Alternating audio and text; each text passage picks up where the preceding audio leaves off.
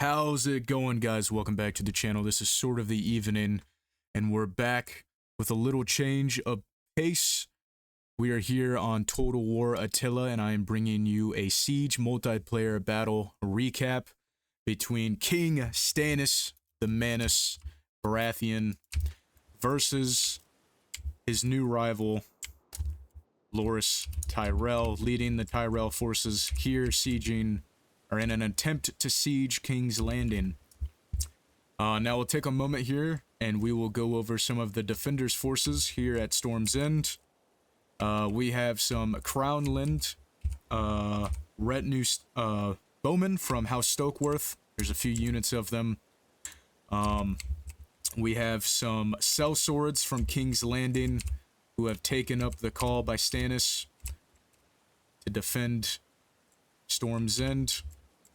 We have some more local Stokeworth defenders here. Footmen from Stokeworth Hall. And as we can see in slow motion, Stannis has already defended Storm's End once against Tyrell forces where they had him starve. There were loyal men that died underneath him, and under his command it appears that the best defense is going to be a good offense. We have a massive units doing a sally out. We have some R'hllor Faithful, which I will quickly pause here. You're going to notice there are some units here, such as R'hllor Faithful, Kingsmen, Queensmen. A lot of them are not only rips straight from the book, the A Song of Ice and Fire main series, but they're also direct inspiration from the A Song of Ice and Fire wargame. And this is obviously Stannis Baratheon's side. And there are also some units that we will see when I go over the attacking's vast forces that get jumbled up here. So we have some R'hllor Faithful, which are out of the A Song of Ice and Fire roleplay, or not roleplay game, miniatures game. There seems to be 2 units of R'hllor Faithful, followed by 2 units of Stormbreakers. Both units are heavy shock infantry, and they do a lot of damage, slowing down the attacking forces. Here we have a stake trap with some Queensmen, once again inspired by not only directly mentioned in the books, but also A Song of Ice and Fire wargame. There are some pikemen and some local spear sergeants from House Rosby. And behind them are some Baratheon wardens. Also another unit from the wargame. And then there is a double up of wardens, pikemen, and spear sergeants. There are some veterans of Storm's End. Some of these men may have been in the same exact position 15 years ago, defending their castle from Tyrell invasion. And far back at the main keep, we have some backup oathbound wardens. Now, if we quickly do a run over of the... We're already getting some shots here, so I'm going to quickly pause that before we get to full, video breakdown. We have some Highgarden catapults, some siege equipment, some extra siege towers that the attackers are not using. We have Loras's retinue. We have Sir Loras Tyrell, the Knight of Flowers, alongside some sworn Knights of Highgarden. We quickly get a good look at some of these units. I think a lot of the units in this mod look amazing. Loras himself, as always, looks great, and a lot of these A Song of Ice and Fire mods. We'll quickly go over, there is a vast majority of duplicate units that the Tyrells are bringing because they're able to field a vast amount of men compared to the Baratheon defenders who have been at war and have suffered devastated losses at the Battle of Blackwater Bay. We have some Thorn Guards, which are a pikeman shock unit. They're polearms. They look very good. We have some Highgarden Militia Spearmen, a few units of them. I think there will be about 6 Highgarden Militia. There are Highgarden Peasants, which are just basic sword and board kind of low-tier units. We'll probably see about 6 of them as well. Highgarden Footmen are there more militarized. They have some better armor, some better weaponry. We'll see about 4 or 5 units of those. Followed by Highgarden Crossbowmen, which also look great. Their captains out here in the rain as well as some Highgarden bowmen. So we have a vast number of the Reach's military forces have been sent by House Lannister to try and end the Baratheons at the Siege of Storm's End here. We have some more men-at-arms, and then here's a single elite unit being fielded here. Some tier 4 heavy melee infantry. These are Rose Knights, also inspired by the war game. And they look absolutely amazing. A very heavy unit to deal with, followed by some more Thorn Guards. Now we see the defenders are sending a ton of their militia and their peasants to operate the siege equipment as we see the sally out develop by the Baratheons here. So once again, we have Stormbreakers, which look pretty amazing as well too, wielding heavy great axes. Some of them have their antlers on their helmets. And then we have Cav following after them. So here we have some R'hllor faithful Cav, men dedicated to the Lord of Light. We have some Rosby scouts, I believe. Yeah, road patrollers in the sally out, followed by some Black Stag Knights. Some of Dragonstone's most elite Cav charging out. So we're going to go to full speed here. And we're going to enjoy as this battle begins. So we see the walls, or the catapults are not targeting really the walls. They're going in on the sally out and trying to hit the main gate. And we have some R'hllor Kingsmen that also look great. If I can get a good angle here for you guys. Ready to hold the gate or any breaches that develop. So as the sally out begins to begin, we can see that these R'hllor Chosen are getting ready to assault some of the militia units here. And now the catapults are trying to quickly pivot to counterattack this charge, the sally out. And we're going to see some of the attacker siege machines here getting absolutely devastated. Did not mean to pause. Right, so I'm going to get rid of the UI here so we can have a more enjoyable experience as we watch this sally out absolutely abuse the militia spearmen.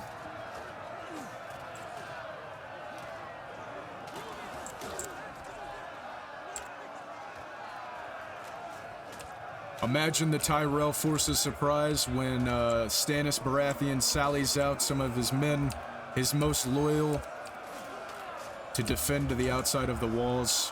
So we can see the Cav is adjusting, moving to target the opposing siege equipment. We can see that we already missed a charge.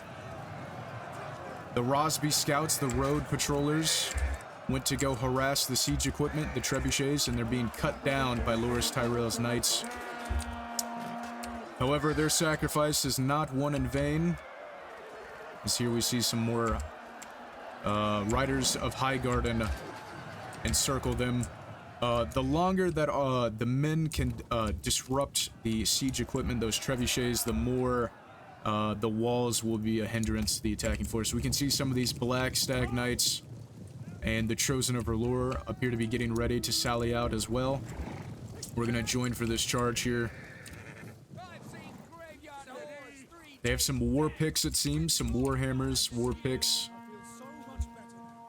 Break some of the enemy plate. Our men flee the field of battle. This is a shameful display. Attack, my brave men, attack! Seems they cut off, or they catch some of these riders of Highgarden offsides, or offsides. I didn't know I was watching the Super Bowl. Gotta love it.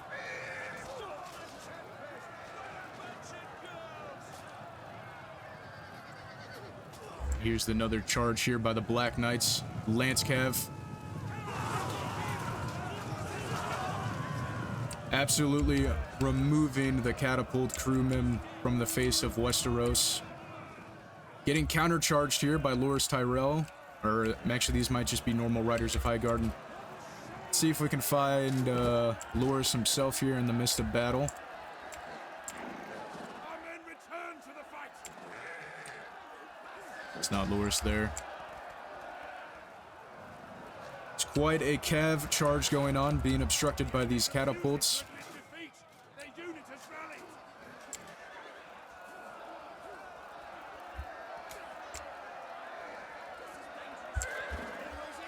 We see these Black Stag Knights have dropped their lances and pulled out their war maces, and some of them have swords.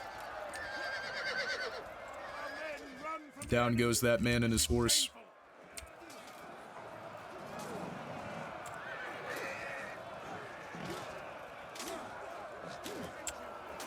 We're gonna quickly shift here to go back to this main force that has been sent out. Here we have a R'hllor faithful cutting down a militiaman.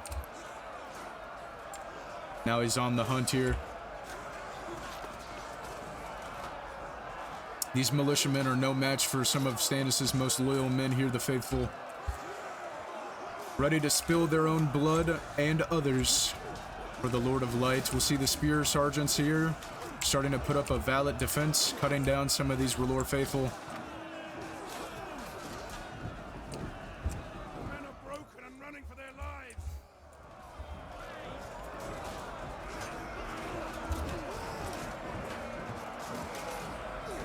These spear sergeants are pushing the battle ram here through the opposing forces, and here's an epic charge here. Some of these Stormbringers from House Baratheon.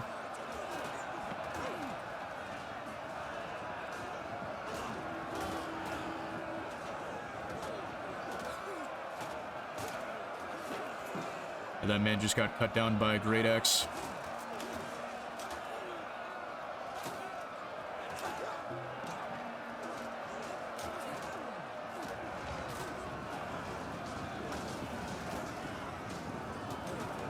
Some more Tyrell forces have been sent to reinforce the battle lines. We see some ranged units sallied out here by the defenders, some Stokeworth archers, sending a volley into the flank of the Tyrell attackers here that are now on the defense. They're trying to get a flank off, and it seems that the R'hllor faithful have seen this move before.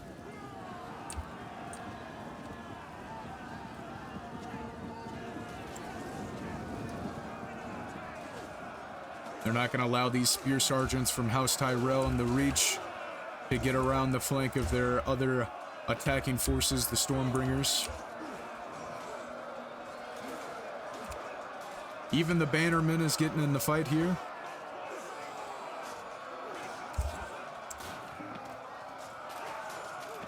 Seems we're getting a cav charge here. Some more Tyrell forces are moving up from the reserve.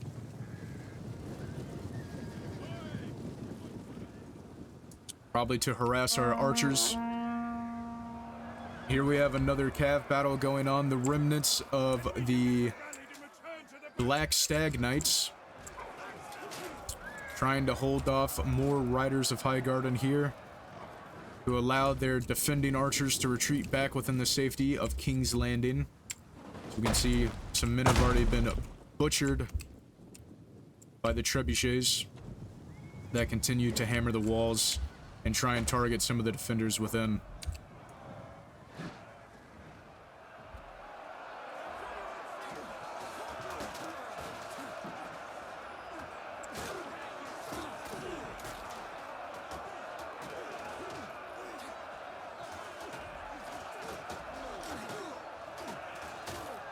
This one man here trying to fend off as many of these Tyrell spearmen as he can. And here comes a rear charge from some attacking men-at-arms, it seems. Some Tyrell men-at-arms. Fully encircling both the R'hllor faithful and our Stormbringers of House Baratheon. Look at this man using a torch as a weapon. Oh no, he has a sword as well. One of the captains of the R'hllor faithful, fighting alongside his men to the last, to the end. One of the cool mechanics for the R'hllor faithful is their morale is very high, so they mostly never rout, but they're also, they will never rout. They actually fight to the very end, to the very last, and that's what we're seeing here. They're attempting to cut down as many Tyrell invaders as they can. These men once fought alongside each other. Some of them might have been in the camps of Renly Baratheon.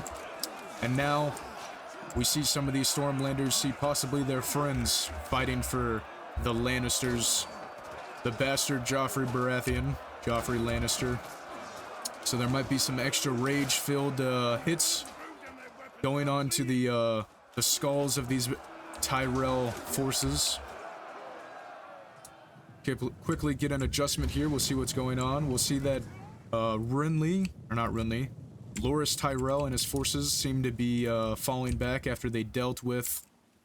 Actually, they did not even finish off the Black Knights here. We'll see the Black Knights have their lances out again, and they're probably going to disrupt the Tyrell catapults one last time. There's a breach that has been formed here on the walls of Storm's End. We can see that there are some more Stokeworth archers retreating from the walls, leaving the sellswords and some Stokeworth footmen to defend the breach at the wall.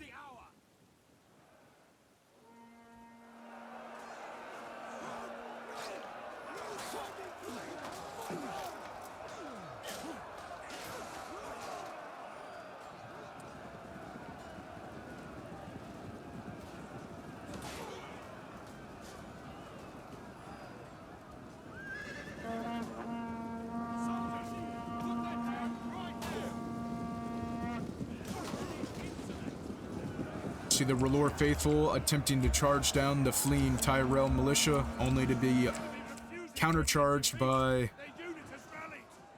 Let's see, what is this unit here? Highgarden peasants. So we'll do a quick little kill overview of some of these units here. This R'hllor faithful unit is at 483 kills, down to 30 men here, fighting to the very last. They're exhausted. It appears actually they are routing, which is strange because their unit card says that they can't rout. That could be a bug within the mod, even though it's... I haven't seen any bugs, any massive bugs to be worried about while playing this mod.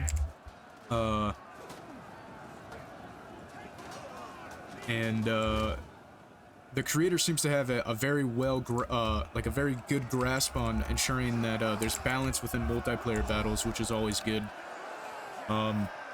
Because the Seven Kingdoms mod was not balanced at all. All of the units essentially did the same thing, and there was no real use to change some of the units. And this is the War for Westeros mod, which is mostly inspired by the book and of course the war game, instead of Seven Kingdoms, which was inspired by Game of Thrones. So it's good to see that some units are actually you know, designed to be asymmetrical to other ones, you know, to have some uniqueness.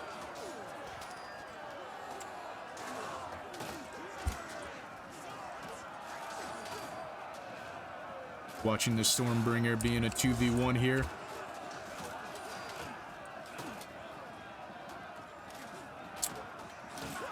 And down goes the Tyrell militiamen.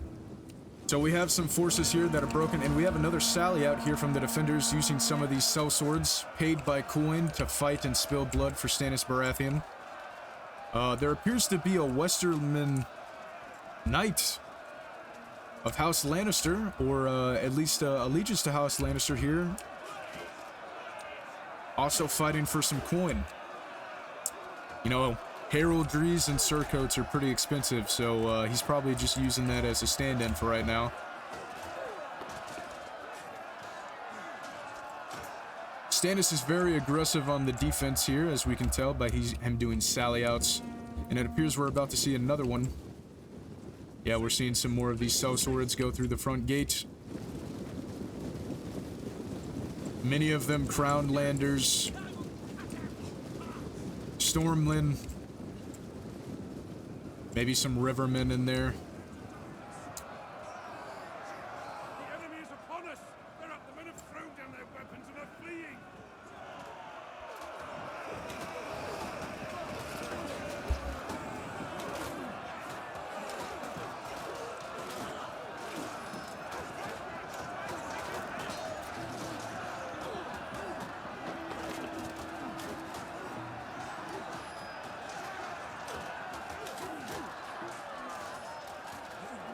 Imagine Loras Tyrell's surprise when he came to set siege to Storm's End and got met with a field battle merely, I don't know, 20, 30 yards outside the front gate. Definitely a surprise. We know the defenders started outmatched by 2,000 men, and it seems their sally out definitely did a lot of work, bringing it down to only a 700-man gap. And we're definitely seeing quality outmatches quantity here, at least against the Reachmen.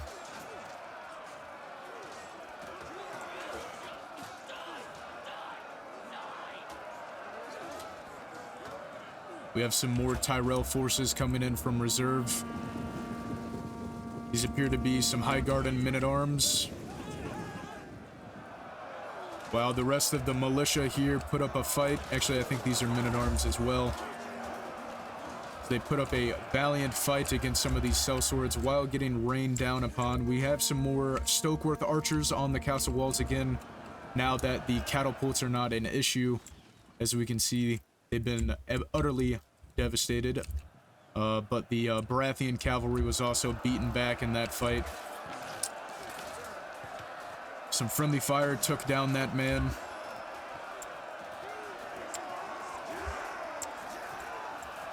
But look at this. There's so many units of Tyrell forces bunched up. 1, 2, 3, 4, 5. And there's so much more in reserve. We have Loras Tyrell here, who's already lost a few men. But the Tyrell forces are being very, very conservative with their more moderate and elite forces, such as their their longbowmen and the Thorn Watch, and the Rose Knights as well.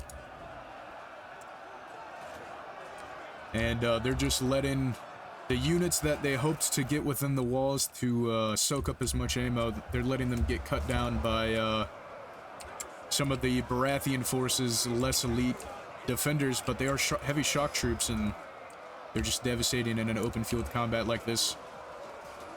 We do see some of the Tyrell longbowmen now firing in, but they're also suffering from the same effect that the Baratheons are, and that is some friendly fire because they're all jumbled up here. So here's some Tyrell Knights. Enemy units have returned to them, but the men are broken and running for their lives. Here's their going in for the breach here. These might be Stokeworth defenders. Yeah, they are. So those are some footmen of Stokeworth Hall. They met some of these Tyrell, I think these are catapult crewmen. They have daggers out.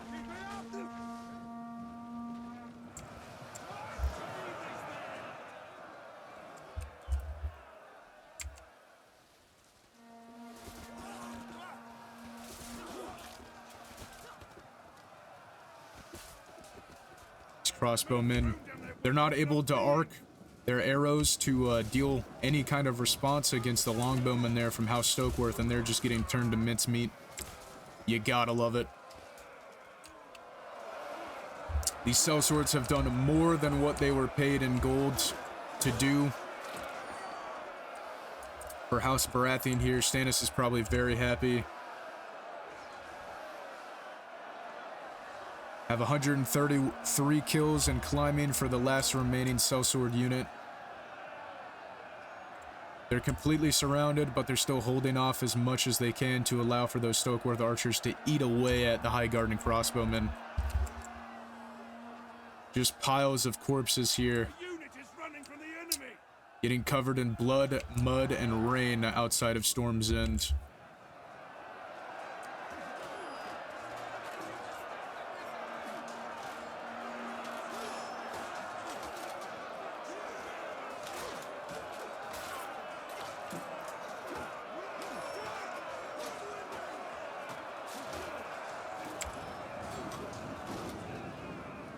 And down go the final sellswords from Flea Bottom.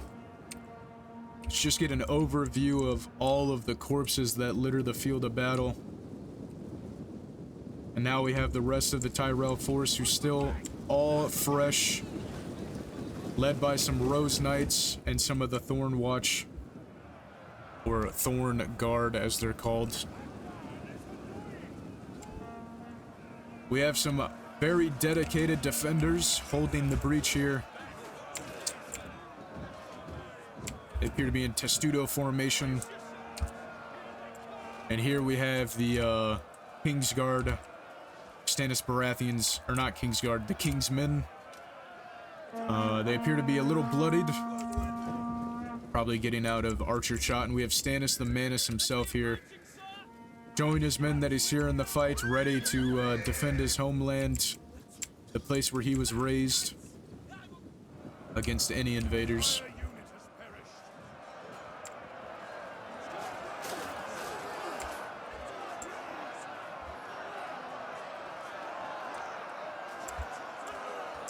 We're kind of getting lost in a sea of green here, as the Stokeworth defenders are green and black and the Tyrells are green and yellow. Tyrells are starting to slowly push through.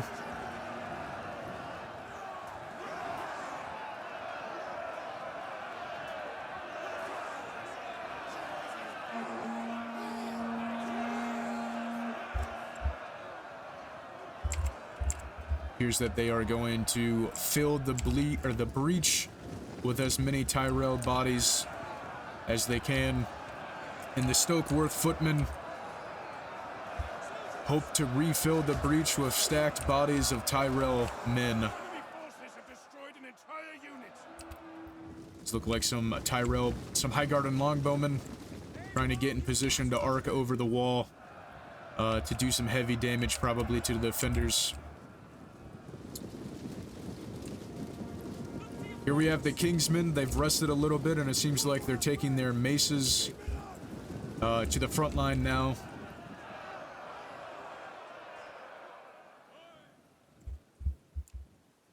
Look how many more men the Tyrells have still just sitting in reserve.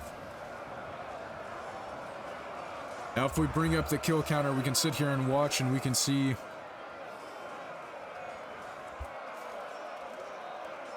how quickly the numbers will get cut down. It seems actually the Tyrell forces are probably holding well against these footmen of Stokeworth Hall. The numbers there aren't going down as quickly as they were when we saw the R'hllora Faithful and the Stormbringers do their work here in the open field.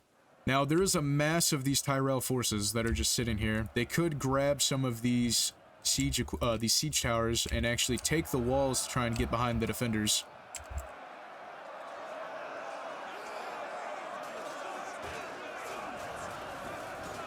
Oh, and here we have some R'hllora Lightbringers launching flaming arrows at the breach.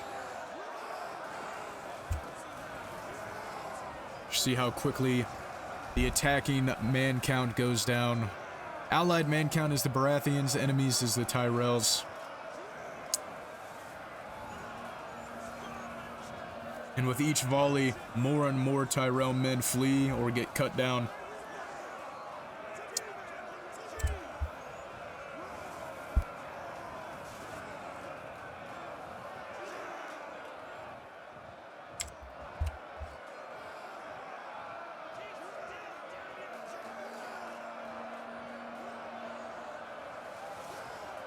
Getting some friendly fire here.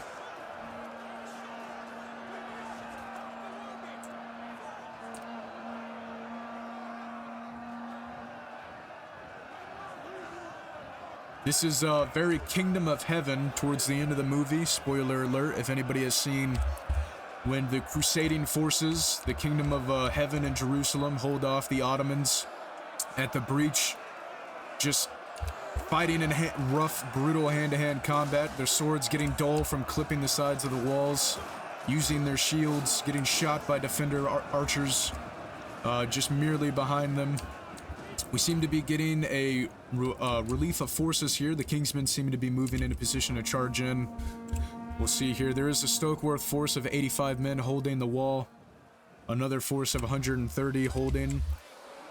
And we're getting some more devastating friendly fire in the back of the footmen of Stokeworth Hall. And we'll see how long that happens before the Baratheon defenders fix that issue.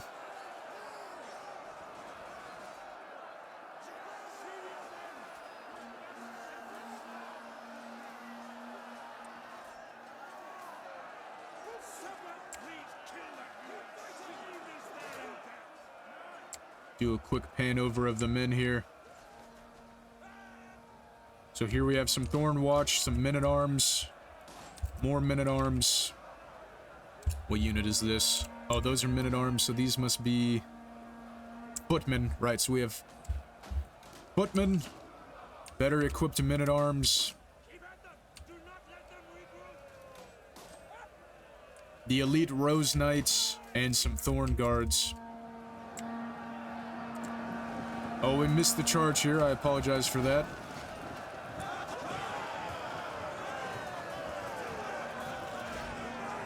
Kingsmen getting involved at the breach here. Pushing back some Tyrell attackers. Look at this Tyrell. Spear Sergeant here. Holding the banner of his house.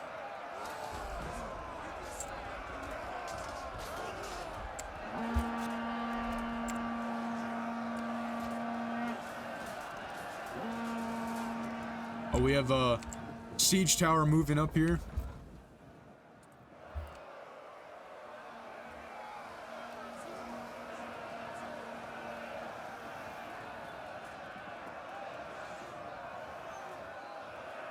Kingsmen are taking less shots in the back because of their position here at the breach, right at the opening of it. There's not as much of an incline to get shot in the back, so the position is definitely helping them hold the line there. They're probably still taking some friendly fire.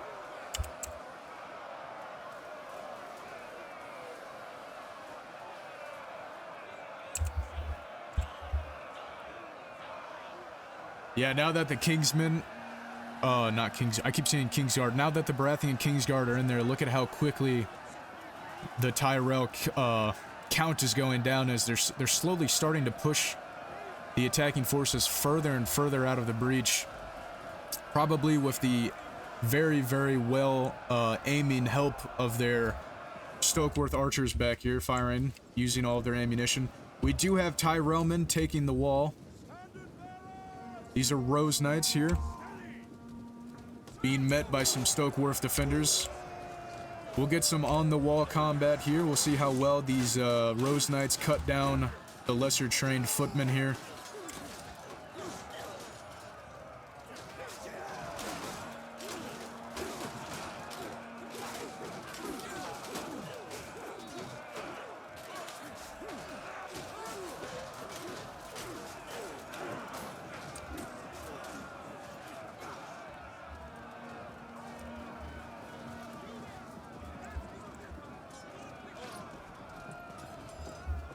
We just saw a men of Stokeworth get his head cut off.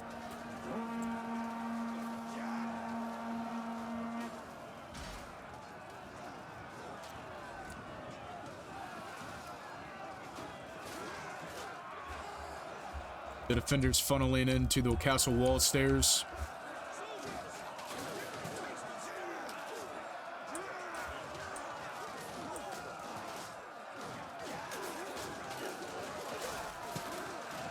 Oh, and some of their own archers are firing up and they're hitting the the Rose Knights in the back.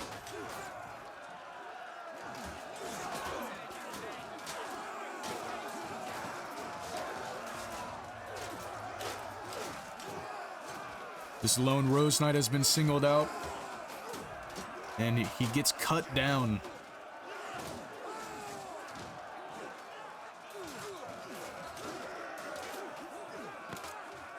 Look at him getting some vengeance for his fallen comrade.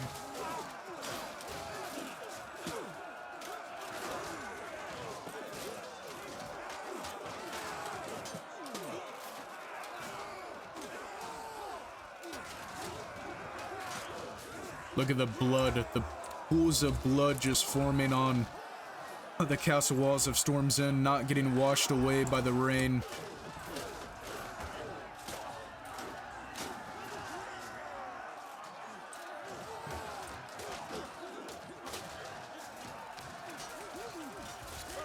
And here we see archers from both sides trying to support their allies here, brawling out on the top of the wall, but they're doing some friendly fire.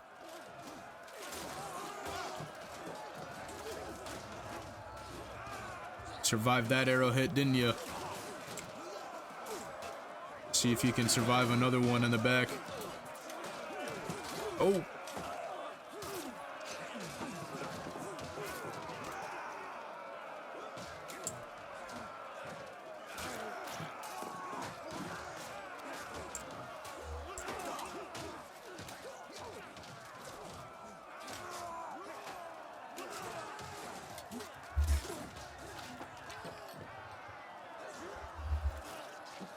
Oh!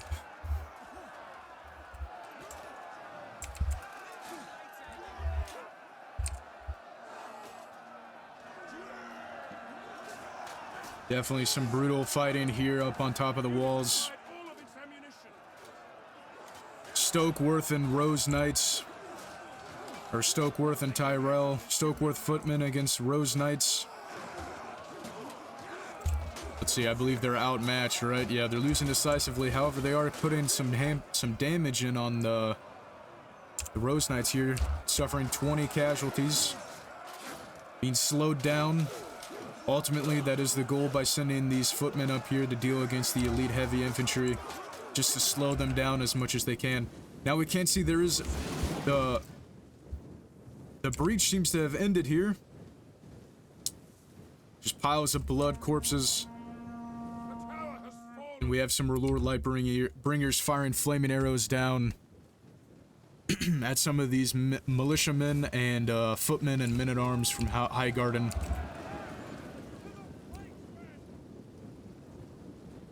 Just getting absolutely hell rained down upon them by these elite archers.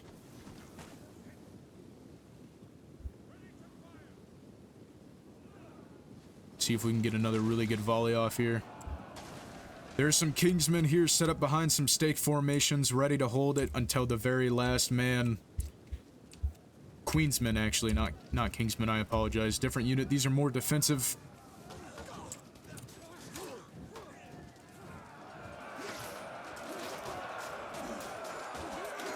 Once again, some brutal close combat here between some Highgarden men-at-arms and Queensmen from House Baratheon. Just look at the design of the armor. Oh! Is he dead? Seems that guy came in like a fucking false away. He just charged in. Tried to do as much damage as he could. He's still moving. He's alive. He is alive, ladies and gentlemen. We see some brutal combat coming in. Some kicks, some headbutts, some charging. Some bull rushes with shields. As they funnel into this death trap here. Soon enough, we're going to see some R'hllor Lightbringers open up on these men here. There's still fighting going on here at the wall. The last of House Stokeworth, see, they're, actually, those are men-at-arms of House Tyrell, so it appears that our Stokeworth men have fought to the very last. They're trying to escape getting impaled here by some of the Thornwatch polearms.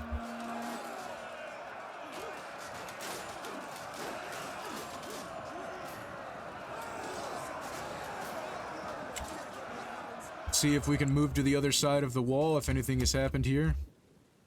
Nope. Our pikemen, mercenary pikemen and House Rosby men are still there. We're getting some more volleys.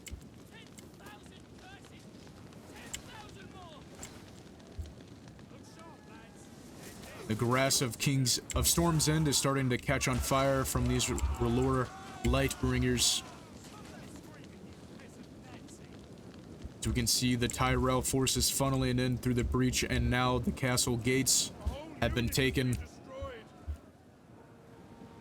And they're being met by flaming arrow fire.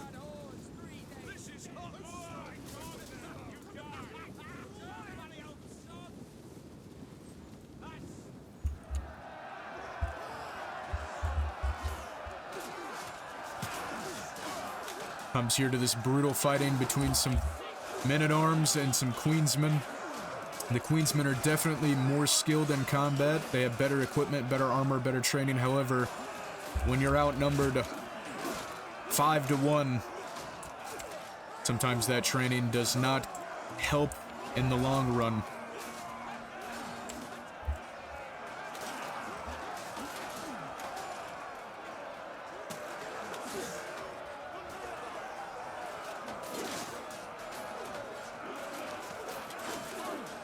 Oh, look at that riposte. Down goes that men-at-arms. And he's just moving on to the next man he sees. Fighting with his back to an enemy.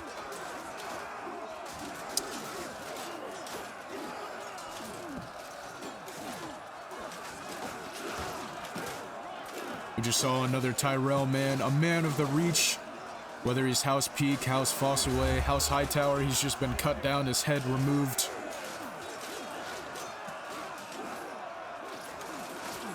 They're just stepping on top of the bodies of their fallen comrades and their enemies.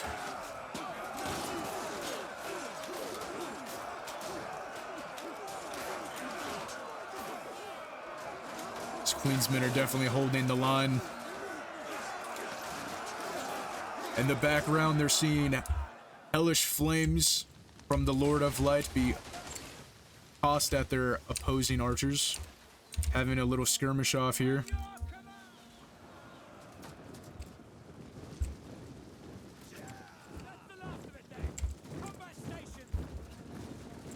These R'hllora Lightbringers are a heavy archer unit, so even when they run out of arrows, they run out of ammunition, they're still very, very good in holding in positions. We can see there are some Highgarden Thorn Guard trying to flank some forces here. They've already been met by a unit of Wardens. Stannis isn't letting himself get flanked that easily.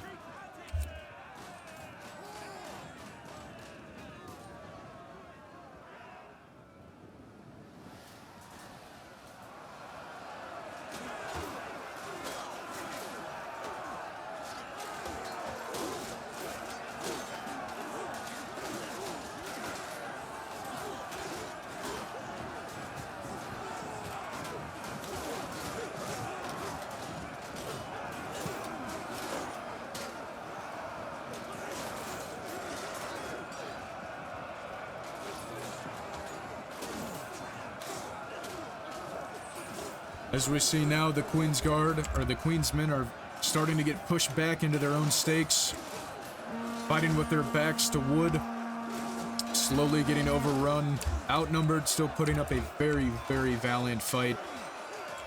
Let's see how many kills they have. 122.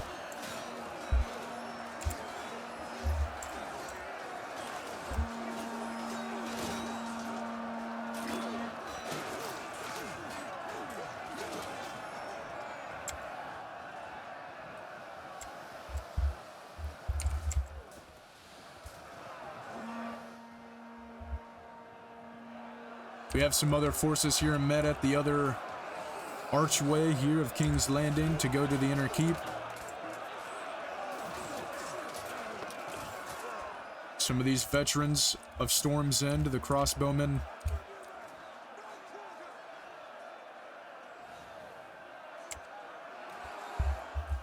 I want to see if we can get a good volley here.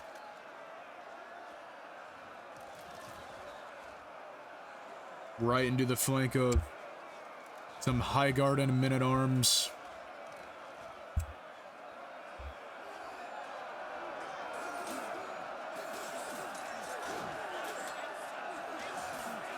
The Baratheon forces using choke points and flanking with their archers as best as they can to dish out humiliating losses here on the Tyrell attacking force. Look at that, the enemy Tyrell forces are under 2,000, while the Baratheon forces now have the numerical advantage alongside the defensive advantage. Loras Tyrell should be somewhere. Yeah, here he is coming up. His lance cav pushing in through the breach to try and support and give some inspiration to his forces.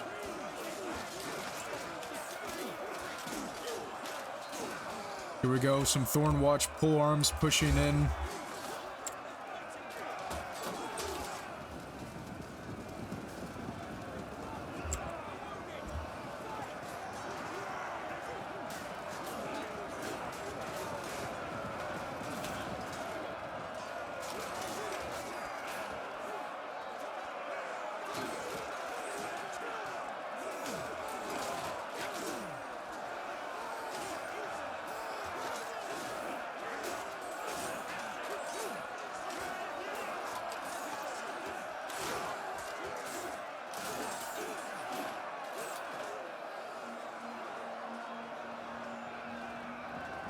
What a battle.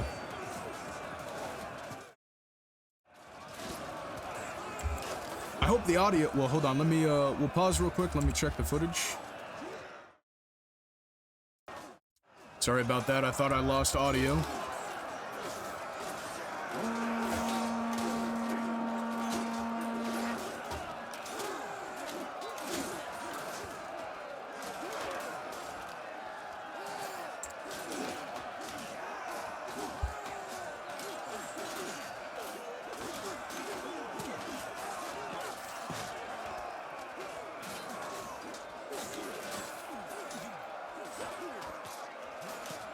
With that brave Stormlander being cut down next to his brothers in arms. Some of these men fought alongside each other 15 years ago in the Robert's Rebellion. Well, actually, no, they didn't. Because the Tyrells were here at Storm's End, encircled the castle, besieged it, starved out many of the men and women and children here. Stannis and the company here ate the horses. They ate the tables. They ate the sawdust. And when they were out of the sawdust, Davos Seaworth brought onions to lift the hunger, to end the starvation.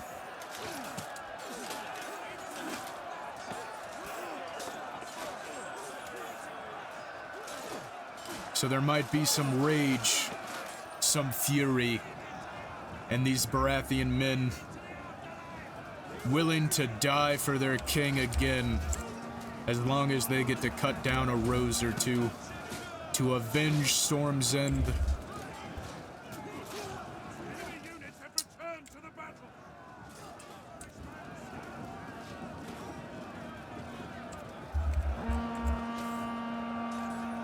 Fighting here in the maze of stakes.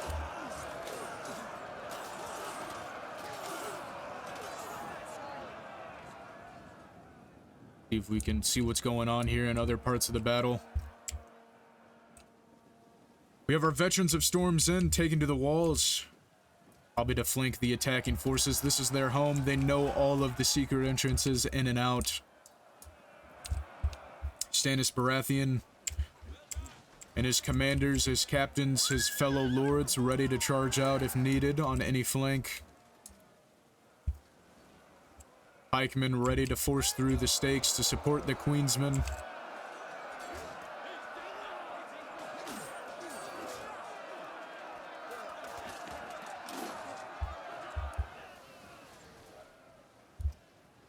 Renly, I keep saying Renly, I'm sorry. Loras Tyrell sitting outside the walls doing nothing as his men are cut down and filled with arrows.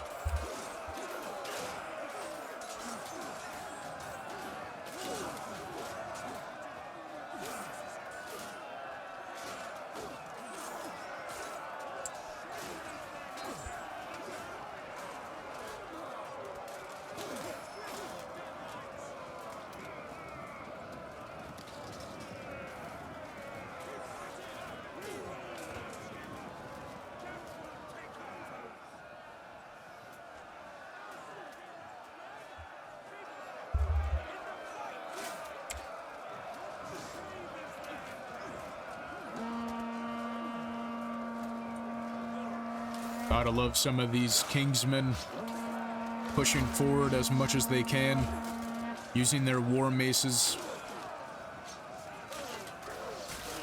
Oh. And he just gets filled with a volley of arrows.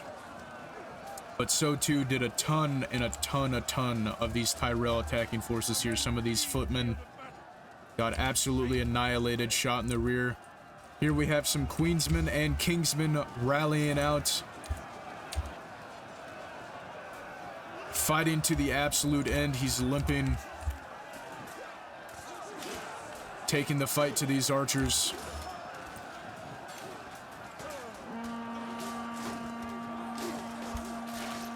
Oh!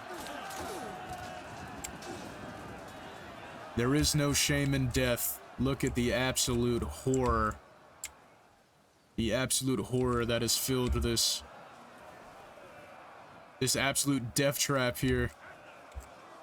This valley within stakes and walls, just filled with a mound of corpses. We still have some defending forces using the last of their ammunition. More arrows than apples here at the Siege of Storm's End.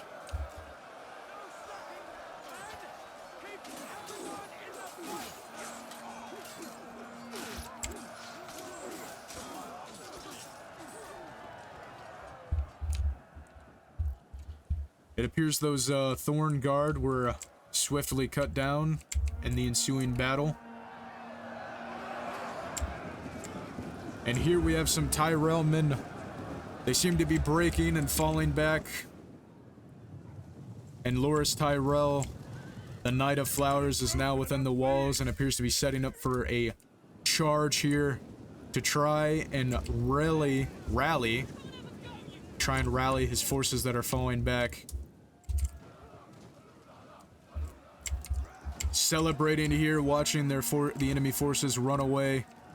Spearmen, pikemen, stormmen, and here's Stannis Baratheon to meet Loras Tyrell on the field of battle.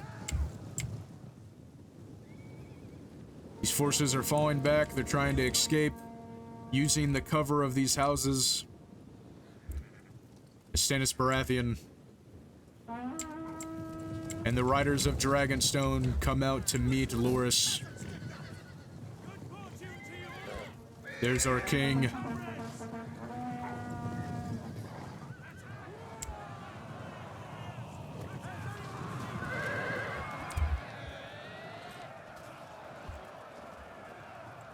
remains of this unit now.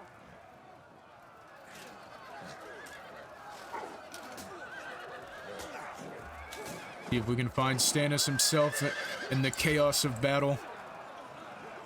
There's Renly. Surrounded, Renly and Stannis trying to meet each other.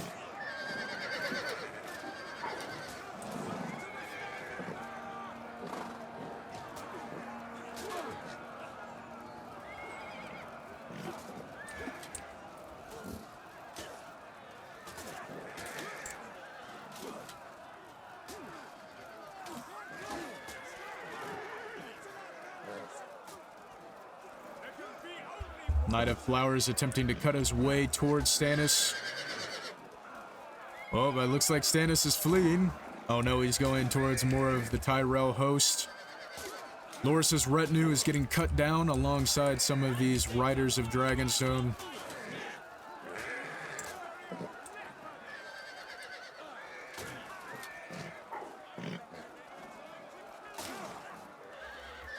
The whole unit has been destroyed.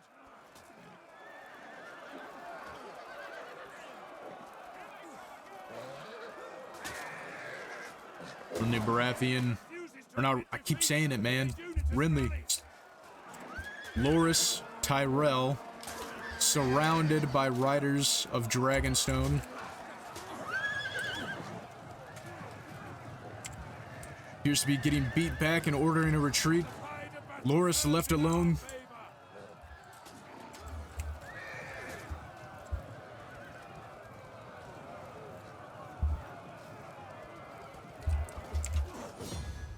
And that's going to be the end of our battle here. We're going to end the replay and look at the kill count here. So our Baratheon forces started with 4,000 men. The Tyrell forces had 6,000, just over 6,000. And if we look here, that sally out just did devastating numbers to the Tyrell host here. So we have the two units of R'hllor Faithful had nearly 700 kills, just the two of them. But the real damage came from these Stormbreakers, these heavy shock troops. 556 kills, 487, over 1,000 kills from two units. And then once you get involved here with some of our Lightbringers, 300 kills, 250. The Stokeworth Bowmen, the retinue Bowmen from House Stokeworth, 300, 333. While the Cav, unfortunately, they were devastated. We were outmatched. The Baratheons were outmatched by Loras Tyrell's retinue, and these knights, the sworn knights of Highgarden, just devastated the Rosby cavalry and the Black Stag Knights and Rulers Chosen. But once you got inside some of those the flanking arrows inside the walls, absolutely devastated a ton of these Tyrell units, and most of them are actually pretty well armored medium and heavy infantry. Once you get up to the Highgarden footmen and the men-at-arms, they are very well armored and have good missile blocking. But it just seems that the choke points, and I think there was a little bit more than necessary friendly fire towards the end by some Highgarden crossbows, because they couldn't arc over their own units. They were just shooting them in the back. There was probably more than a fair amount of friendly fire. Stannis, the tactician that he is, stayed alive. He didn't get too many kills. Renly didn't get too many kills either. But the other riders of Highgarden, these sworn knights, definitely did their job. They definitely got what they were worth, even though they were very, very much destroyed towards the end there. The sellswords also did a very good amount of work. However, they were obliterated. There were no survivors. The R'hllor faithful fought until the very last, which is something that we'd love to see, as well as so did the Stormbreakers. So absolutely great replay to see. I hope to have some more Ice and Fire Total War for Westeros battle reports, some replays.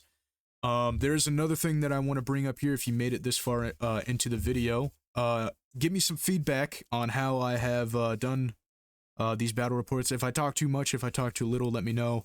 If you want me to focus more on some of the the combat, the melee combat going on, leave it down in the comment section below. And another thing, this mod is compatible with Crusader Wars, which is a mod for CK3 and Total War Attila that allows you, when you get in combat in CK3, you guys know how it works. You try and get the higher number, you try and get better attacker or defender advantages. You want to have as many knights as you can, because knights absolutely wreak havoc. You want men-at-arms, and it's based off of an artificial dice roll when it comes to the CK3 battles, right? So even if you have like 130,000 men and you go up against 20k, if that 20k is 20,000 worth of some of the best fully armored footmen, you're probably going to lose if you don't have the counters for the men-at-arms. Well, Crusader Wars, I believe is the name, or Crusader Battles. What it does is it ports the battle information from CK3 into Total War Attila, and it allows you to fight that battle using the Total War system instead of the CK3 system.